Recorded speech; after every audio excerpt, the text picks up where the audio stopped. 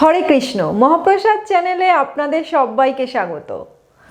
আজকে আমি বানাবো পালক পনির, একদম রেস্টুরেন্ট স্টাইল, তবে পেঁয়াজ রসুন ছাড়া।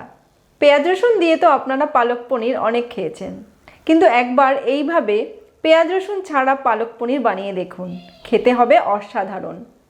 সাবস্ক্রাইব করুন আমার ইউটিউব চ্যানেলকে, আর তার সাথে বেল আইকনটি প্রেস করার পর অল নোটিফিকেশানে ক্লিক করুন আমার রান্না সবার প্রথম দেখার জন্য।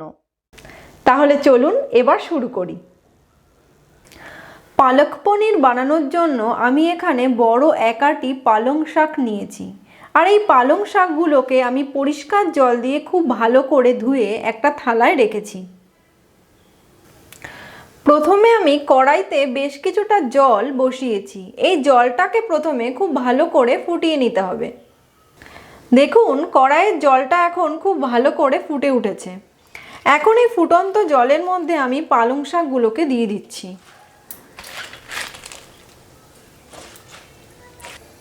এইভাবে ফুটন্ত গরম জলে পালং শাকগুলোকে ডুবিয়ে দিয়ে প্রায় 20 থেকে 25 সেকেন্ড পালং শাকগুলোকে একটু গরম জলে ভাপিয়ে নিতে হবে।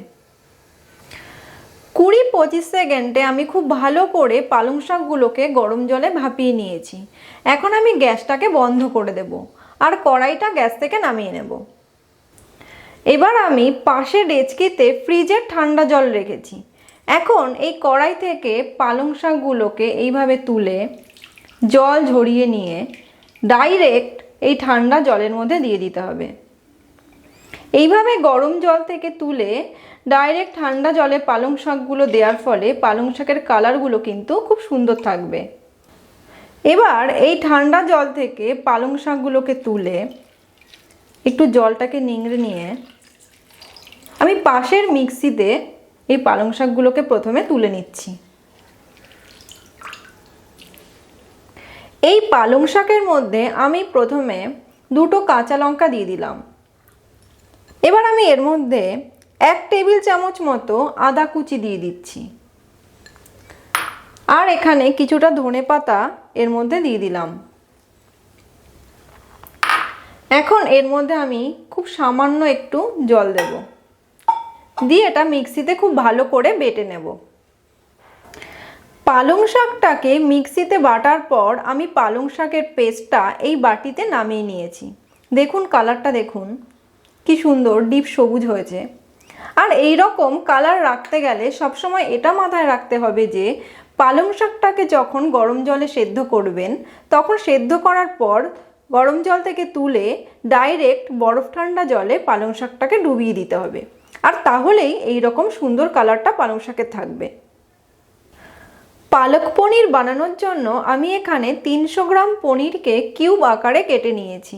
দেখুন আমি পনিরগুলোকে ঠিক এই রকমভাবে কেটেছি, একদম ছোট ছোট কিউব করিনি, একটু মোটা মোটা রেখেছি, আর মিডিয়াম সাইজ অনুযায়ী আমি পনিরগুলোকে কেটে নিয়েছি।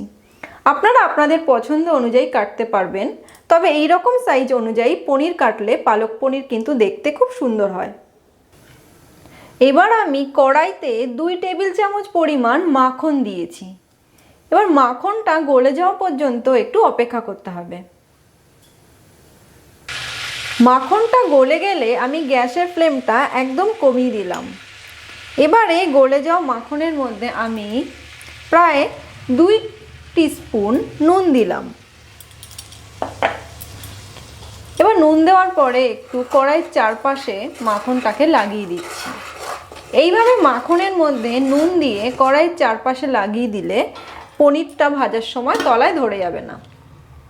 এখন আমি এর মধ্যে কেটে রাখা কিউব আকারে যে পনিরগুলো, সেই পনিরের টুকরোগুলোকে আমি দিয়ে দিচ্ছি।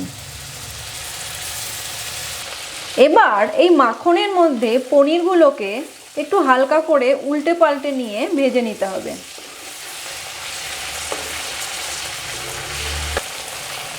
দেখুন পনিরগুলো আমার খুব ভালো করে হালকা লালচে করে ভেজে নেওয়া হয়ে গেছে। এখন আমি এই পনিরগুলোকে একটা প্লেটে তুলে নেব।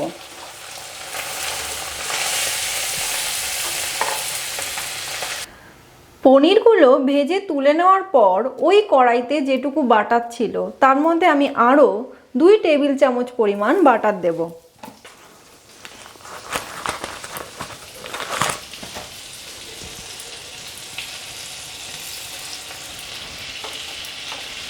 এবার এই বাটারের মধ্যে আমি কিছু গোটা গরম মশলা ফোড়ন দেব। গোটা গরম মশলার মধ্যে আমি এখানে একটা তেজপাতাকে 2 টুকরো করে দিয়ে দিলাম। 2টো শুকনো লঙ্কাকে একটু ফাটিয়ে নিয়ে দিয়ে দিচ্ছি। আর এখানে আমি 3টে এলাচ, 1 টুকরো দারচিনি আর একটু সাদা জিরে, সেই সাদা জিরে, এলাচ আর দারচিনিটাকে আমি এই বাটারের মধ্যে দিয়ে দিলাম। এবার একটু স্প্যাচুলা দিয়ে নেড়েচেড়ে দিচ্ছি।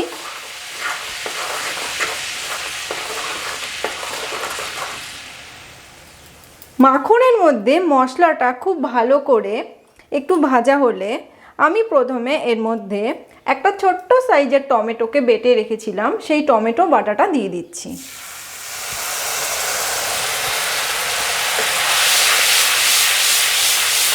টমেটো বাটা দিয়ে একটু নেড়ে চেড়ে নিয়ে আমি এর মধ্যে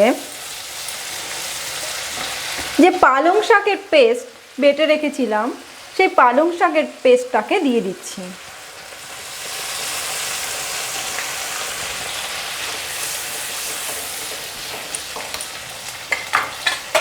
একটু মিশিয়ে নেওয়ার পর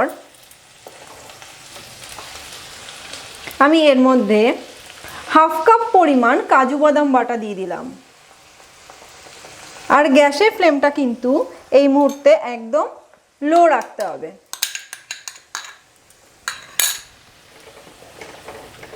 এবার খুব ভালো করে এগুলোকে মিশিয়ে নিতে হবে।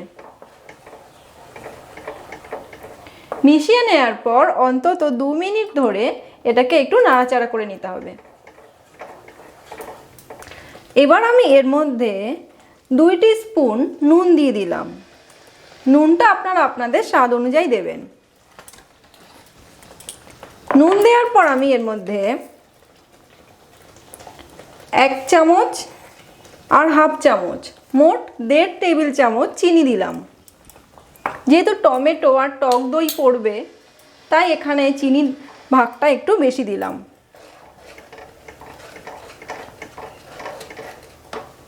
একটু নেড়েচেড়ে নেওয়ার পর আমি এর মধ্যে প্রায় 3 টেবিল চামচ টক দইকে একটু চামচ দিয়ে ফেটিয়ে নিয়ে এর মধ্যে দিয়ে দিচ্ছি।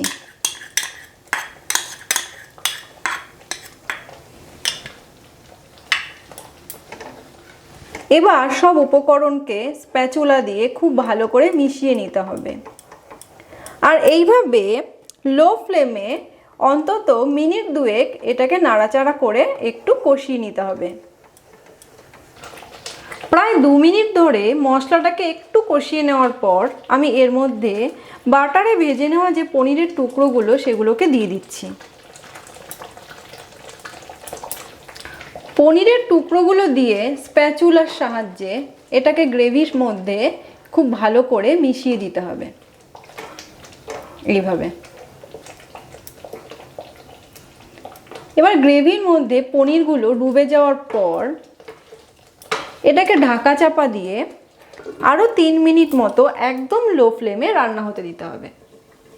এবার আমি কড়াইয়ের ঢাকাটা সরিয়ে এর মধ্যে প্রায় 4-5 চামচ পরিমাণ ফ্রেশ ক্রিম ছড়িয়ে দিচ্ছি।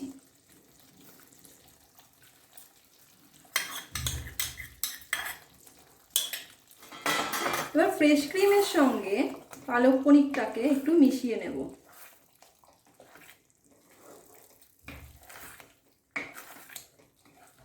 আর গ্যাসটাকে বন্ধ করে দিয়ে আমি এটা কড়াই থেকে নামিয়ে নেব।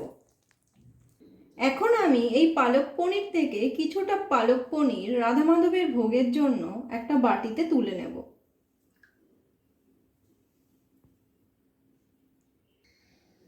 এবার আমি এই বাটির ওপরে একটুখানি ফ্রেশ ক্রিম ছড়িয়ে দিচ্ছি।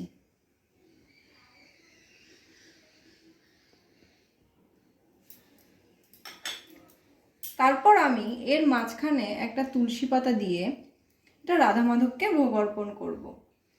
আমার আজকের এই পালক পনিরের রেসিপিটি যদি আপনাদের ভালো লেগে থাকে তাহলে এই রেসিপিটিকে লাইক ও শেয়ার করার জন্য অনুরোধ রইল। আর আমার চ্যানেলটি যদি এখনো পর্যন্ত আপনাদের সাবস্ক্রাইব করা না থাকে তাহলে প্লিজ সাবস্ক্রাইব করবেন আর মহাপ্রসাদ চ্যানেলের পাশে থাকবেন। আজকের মতো তাহলে এই পর্যন্তই। আবার চলে আসবো অন্য কোনো দিন অন্য কোনো রেসিপি নিয়ে। সবাই ভালো থাকবেন। হরে কৃষ্ণ।